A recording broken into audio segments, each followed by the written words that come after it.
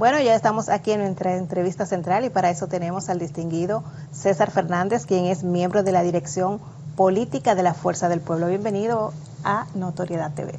Bueno, feliz y contento de estar aquí con ustedes ya en prácticamente un ambiente navideño, ¿verdad? Así es, así es. Y me preocupa eso de entrevista central, porque con ustedes es peligroso. No, que va, don Cero. Usted sabe que usted de la casa y nosotros tratamos a los invitados a sí mismos, como un invitado en casa. Para hablar con usted de la Fuerza del Pueblo es bien interesante porque, como diría don Tony, usted sabe lo que hace. Así que un honor tenerle aquí y quiero iniciar preguntándole, la Fuerza del Pueblo viene en un proceso de reestructuración muy interesante que la población dominicana pues ha estado observando, unos congresos que han sido muy elaborados y han culminado ya hasta el momento. ¿Qué sigue ahora para la Fuerza del Pueblo? Bueno, te digo que el proceso de construcción de un partido político es exactamente igual al de la democracia. Es un proceso que nunca termina. Y mucho más aún para un partido tan noble como la Fuerza del Pueblo, que apenas acabamos ahora este pasado octubre de cumplir nuestro 6º aniversario. Yo te diría que el 5º, porque el primer año muy convulso, o sea, salimos del PLD y fue directo a una elección, o sea, no tuvimos el tiempo de organizar un partido, de organizar un padrón, y como señalas hemos ido en ese proceso construyendo este partido, hasta ya finalmente, en la más reciente actividad, de legitimar nuestras autoridades. Los músicos siempre dicen que cuando en diciembre hay mucho picoteo, dicen, bueno, vamos a hacer un ventú, sí, un güirero, un tamborero y vamos a tocar una fiesta. Y definitivamente, aunque no con esa característica, pero sí salimos con una ideología, con un pensamiento político, y ya logramos construir, tener un padrón sólido, tener estatutos consolidados, tener una línea organizativa consolidada, y finalmente validar nuestras autoridades, desde el presidente del partido hasta los presidentes de direcciones de base y direcciones medias. O sea, ya hubo participación democrática, se votó por los que dirigen el partido, y ahora viene combinar con el Congreso Franklin Almeida, donde salieron 35 temas, uno de ellos es la comunicación, que es una de las cosas que me apasiona.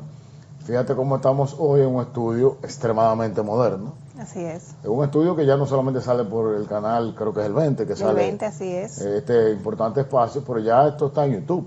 Claro que esto sí. Está también en Instagram, está en Facebook, está en Twitter Live, harán cortes para TikTok. Así de hecho, ahora se hace cortes para YouTube, lo que se llaman los shorts. Entonces, un partido político tiene que adaptarse a eso, para saber comunicar, para atraer a aquella gente, a ese 46% que hoy no está interesado en política ni en partidos políticos. Entonces, esa es una de las herramientas que socializamos durante 7 meses en el partido con los compañeros y definimos qué hacer, pero también definimos una estrategia organizativa como es la que nuestros órganos políticos estén vinculados a los órganos electorales. O sea, ya mi dirección de base que yo tengo, o mi dirección media, no necesariamente la gente que yo he dirigido históricamente, sino ahora va a ser la gente que está en mi territorio. Yo soy de la circunscripción 1 del distrito y me tocará hacer política de aquí al 28 con la gente que vota en mi mesa. Una política diferente. Y eso salió del propio seno del partido. Los compañeros con mucha experiencia electoral entendieron que esta era la mejor forma, se sometió a votación y se aprobó. Entonces, ese camino que viene ahora de implementar esos 35 temas, que no solamente comunicación, como hemos mencionado, pero está la mujer, está la juventud, que es interesantísimo, pero están los emprendedores, están aquellos que defienden el medio ambiente. Cuando tú ves, cada tema es muy importante. Y desde mi punto de vista, esto es clave. ¿Por qué? Porque la política ya, como todo, ha cambiado. Ya no es, tú tienes un líder que tú sigues, que lo que él dice tú lo repites. No. Ahora la gente dice, yo tengo mi causa. Una causa que está muy de moda, que es la protección de los animales, las mascotas. Si tú no tienes una política pública clara, que cuando sumas el gobierno la vas a ejecutar, a implementar, en ese sentido tú pierdes ese segmento. Ahora, ¿qué hace la Fuerza del Pueblo? No solamente que tenemos una política pública clara en ese sentido, sino que te invitamos a que tú participes con nosotros. Tú digas, mira, nosotros como sector, nunca de parte individual, siempre de parte colectiva, nosotros entendemos que las políticas públicas en este tema debe ser esta. La vemos, la estudiamos, la socializamos, discutimos y presentamos entonces una propuesta que será la propuesta del país y la fuerza del pueblo en ese tema. Por así lo hemos hecho en medio ambiente, los hemos hecho en el primer empleo, en el tema de educación básica, educación superior. En fin, yo pienso que estos avances que hemos hecho en apenas 5 años y algo del partido, nos estamos preparando para hacer una plataforma política flexible que se adapte a estos tiempos, donde participan, a pesar de que se reciben muchas críticas a veces de los viejos, ¿no? Que hay muchos viejos, pero esos que dicen que hay muchos viejos no ven a los jóvenes. Yo te menciono, por ejemplo, nosotros tenemos una matrícula de 28 diputados. El promedio de edad de nuestros diputados es de 35, perdón. 35 años de edad el promedio. O sea, tú tienes diputados de 27, 28 años.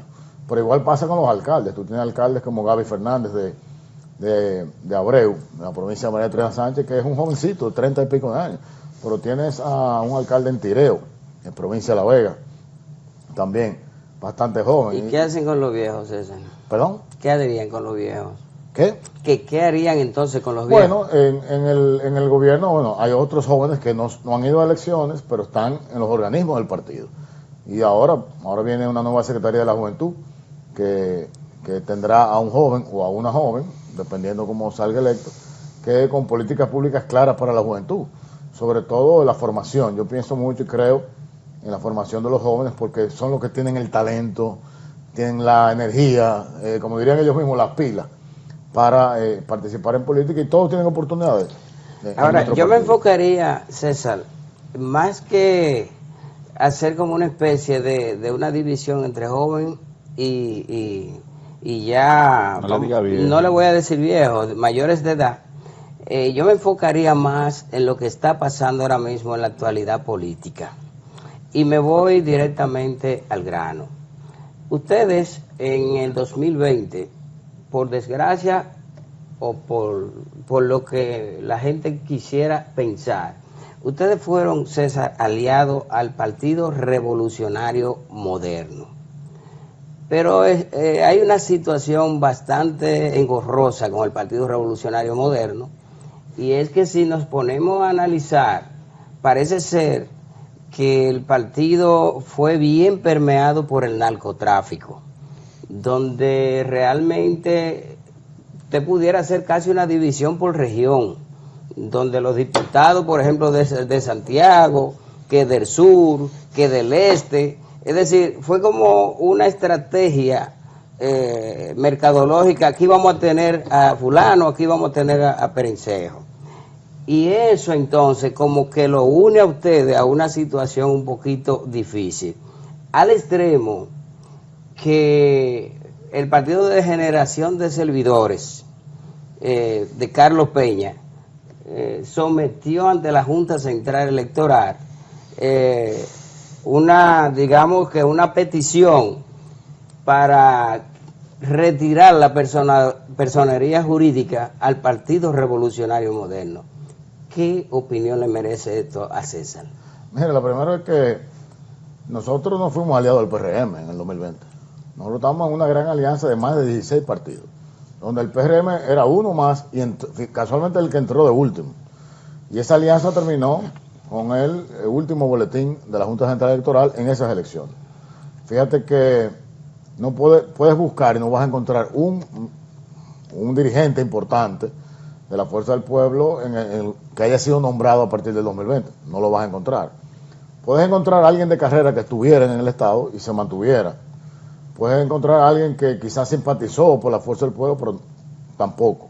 O sea, nosotros tenemos eso bastante claro. Con el tema del narcotráfico, quiero muchísimo a Carlos Peña, lo respeto mucho y tengo una gran relación de amistad con él, pero esa no es la vía. La vía recordar que los partidos están amparados en una ley que es la 3318, partidos de agrupaciones políticas, y cualquier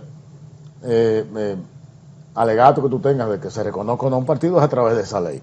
Usted puede pedir que se modifique la ley o que haya algún cambio en la ley, y esa es la vía, pero pienso que un acto político de decencia moral, la cual Carlos representa o quiere representar, pero no lo va a hacer. Yo pienso que la responsabilidad está en los partidos, en el ojo del partido, en cada municipio y en cada provincia. Te pongo el caso de la Fuerza del Pueblo.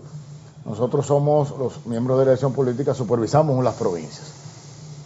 Eso quiere decir que yo estoy permanentemente en mi territorio. O sea, yo estoy vigilante en mi territorio en la parte política, pero también tuve cosas. O sea, tú dices, bueno, pero este compañero aspirante a regidor me llega en un vehículo que cuesta $200,000-300,000, ¿a qué él se dedica? Entonces, no puede ser candidato a regidor porque no está claro cuál es su negocio, cuál es el origen de su fortuna. Entonces ahí tenemos que cuidarnos y lamentablemente, es muy lamentable que ese segmento del delito, que es el narcotráfico, haya penetrado a la política, pero a veces yo cuestiono la propia sociedad, porque nos castigan mucho a los políticos. No, porque los políticos esto, pero los políticos aquello. Pero los políticos, los partidos políticos están compuestos por la sociedad. Los medios de comunicación están compuestos por la sociedad. El empresariado está compuesto por la sociedad. La iglesia está compuesta por la sociedad. Y donde quiera hay escándalos, de todo tipo. Hay escándalos de corrupción, hay escándalos de violaciones de personas, inclusive de pediatría, lo hay. Hay acosos sexuales empresariales entre jefe y subalterno. Y es la sociedad. Nosotros tenemos que, como partido político, abogar, y la sociedad en pleno, de tener una mejor sociedad, de que en las escuelas no se graben videos pornográficos con niñas. O sea, eso no es un problema de los partidos políticos, es un problema de la sociedad, un problema de un padre que no supervisa a sus hijos. Ahí, cuando la tormenta Melissa, no hubo ningún daño, nadie perdió la vida por negligencia del gobierno o de los organismos del Estado.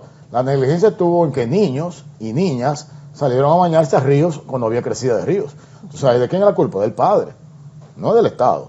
Entonces, es un conjunto de cosas que yo pienso que para que este país avance, y no, ni siquiera para que avance, para que pudiéramos volver a estados sociales de composición correcta, de moral respetada, todos deben ponernos de acuerdo y no echarle la culpa solamente a un sector.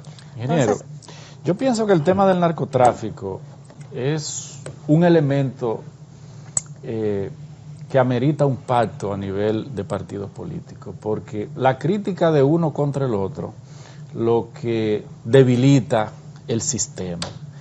Y es muy fácil, por ejemplo, lo que usted dice sería lo ideal, de que cada partido conozca el origen de la fortuna que puede presentar un candidato, que lo depure, que haga un sinnúmero de cosas. Sin embargo, en la realidad no es tan fácil, porque recordemos que elegir y ser elegido es un derecho fundamental. Y si usted no tiene en el momento oportuno que una persona se quiere inscribir en un partido, usted no tiene cómo demostrarle que él no cuenta con ese derecho de elegir y ser elegido, que esa persona está sui judice o que está en prácticas inmorales demostrables. Entonces están ahí los organismos, están las altas cortes, están las áreas que la democracia señala para dirimir eso. Pero yo creo que ese dimidirete entre el gobierno con los partidos de oposición es al sistema el que debilita. Máxime cuando vemos un gobierno que en este propio fin de semana detectaron 2 cargamentos de diferentes puntos que entre los dos suman más de 1.000 kilos de cocaína. Y ha sido el gobierno que en 5 años más golpes le ha dado al tráfico internacional y a esa política del crimen organizado de utilizar a la República Dominicana como puente. Pero eso es un comentario mío que lo aprovecho aquí. En sus declaraciones a la pregunta de Giovanni, usted hablaba de la juventud. La región da un marco de que las sociedades están mirando jóvenes con capacidad. Ahora mismo tuvimos en la ciudad de Nueva York un alcalde electo de 34 años. La sociedad, el mundo vive la etapa de la tecnología de la información, la inteligencia artificial, el acercamiento a través de los medios digitales y de herramientas tecnológicas que son propias de la época del pensamiento joven. ¿Es Leonel Fernández el mejor referente para buscar en República Dominicana más del 40% que vamos a tener en el padrón del año 2028? Y a partir de esos 35 años todavía una gran parte de la sociedad que entiende que nosotros necesitamos fortalecer el pensamiento joven con innovación en políticas públicas y ir dejando atrás culturas caudillistas y de representación por figuras y por nombres, y no pensar en resultados como país. Mira, yo te diría lo siguiente, y parecería una pregunta compleja, pero es la más sencilla que me pudiste haber hecho. No pensando en nombres, ni en hombres, ni en mujeres, pienso en ideas y pienso en pensamiento. El doctor Leonel Fernández, y yo me atrevo a apostar, metálico no porque no tengo, pero sí a apostar mi participación en política, de que no hay ningún político hoy en la República Dominicana, es más, yo me voy más allá, en Latinoamérica, que tenga un pensamiento más avanzado en todas las áreas de la vivencia social que Leonel Fernández. Vámonos a la educación. Nosotros tenemos a través de la Fundación Global Democracia y Desarrollo un foro que se llama el Foro, tiene diferentes apellidos, pero al final es el mismo foro, el Foro de Casa de Campo.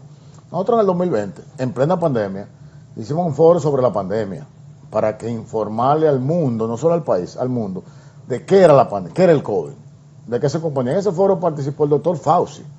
El doctor Fauci en ese momento era el director de la Organización Mundial de la Salud, estuvo en el foro. Por ahí estuvo, en ese momento, la señora vicepresidenta de la República, Raquel Peña, que representaba el gabinete de salud. O sea, ella era la directora del gabinete de salud. Estuvieron los ministros de salud, pasados y presentes del gobierno, y lo más lleno de especialistas, presentándole al país un pensamiento de qué está pasando ahí. Pero luego, 2 años después, un año después, hicimos un foro sobre criptomonedas o monedas digitales, para que la gente entendiera y no se dejara engañar ni timar por esa gente que anda por ahí con métodos Ponzi, con métodos extraños, para que no vulneren al bolsillo de los más pobres, que generalmente son los que terminan en eso. Pero luego, cuando se habló de inteligencia artificial por primera vez, fue en la República Dominicana, y trajimos a Sofía, una humanoide que aquí no se conocía más que por las redes, la trajimos a un foro. Pero hemos hecho, y el más reciente, inteligencia artificial aplicada a la salud, aplicada a la educación, y acabamos de hacer uno ahora que yo tuve el honor de ser parte, el foro de inteligencia artificial y su aplicación a las infraestructuras. Es decir, hemos abarcado lo que es inteligencia artificial a todo esto, pero además hacemos un foro en Nueva York donde concretamos la relación América Latina, el Caribe, Europa, el Caribe. ¿Cuáles son las condiciones económicas que necesita la República Dominicana para salir del atolladero económico que tiene? Entonces, cuando tú ves todo esto y te vas a Funglode, por ejemplo, que es un centro de pensamiento, no hay un segmento de la sociedad que no hayamos abarcado. Y todo eso es, en resumen, el pensamiento del presidente Leonel Fernández. O sea, no hay ningún político que tenga ese pensamiento. Y ese pensamiento es lo que va a dar la oportunidad a esos jóvenes de que participen. O sea, el presidente tiene TikTok y conversa con los jóvenes a través de TikTok y todas las redes. Entonces no hay ningún presidente. Él representa eso. Ahora, a lo que tú te refieres es, ¿por quién voto? Ahora, yo voy a votar por el que me representa. No solamente en que me vea joven, que me vea hermoso, que me vea flaco, que me vea gordo. Es el que represente mi pensamiento. Y en la era donde hoy, ya para tener una empresa de taxi no hay que tener un taxi. Para tener una empresa de alquiler de apartamento no hay que tener un apartamento. Entonces, el éxito se va a la reflexión. César, ya nos vamos, pero no quisiera que nos fuéramos sin que nos dijera tu opinión respecto a la destitución de Rafael Santos de la OPRE en este momento. Mira, hay 2 destituciones que ocurrieron el fin de semana, uno del sector eléctrico y uno de la OPRE. El de la OPRE era a voces, o sea, evidentemente la persona, que no tengo el placer de conocerlo, tengo entendido que es un profesional, vamos a decir, con conocimiento, pero demostró que la gerencia tiene dificultades. De hecho, el pueblo ha bautizado la línea 12 del metro como el cáncamo, que está llena de vicios visibles de construcción, y en el sector eléctrico había que partir la soga por algún lado. Según tengo entendido, el señor que fue destituido es un técnico muy capacitado, pero lamentablemente en el circo mediático que el gobierno maneja, había que cancelar a alguien y lo cancelaron a él, para justificar algo injustificable, que es que en estos tiempos tengamos un apagón como el que ocurrió la pasada semana. Don César Fernández, lástima que el tiempo en televisión es muy corto. Agradecerle pues estar aquí, informarle a todo nuestro público de cómo va la Fuerza del Pueblo, qué está haciendo la Fuerza del Pueblo y hacia dónde va la Fuerza del Pueblo. Desearle éxito, ya el 28 está al doblar la esquina y que continúen pues en esa fase de reestructuración. No, muchísimas gracias a ustedes, de verdad que con gente inteligente el tiempo es corto. Y agradecerle y con mucho gusto en otro día estamos con un poco más de tiempo para seguir compartiendo ideas interesantes con ustedes. Gracias. Gracias. Bueno, llegamos ya a la parte final. Agradecerle a todos ustedes por compartir con nosotros durante estos 55 minutos. Nos reencontramos en una próxima entrega.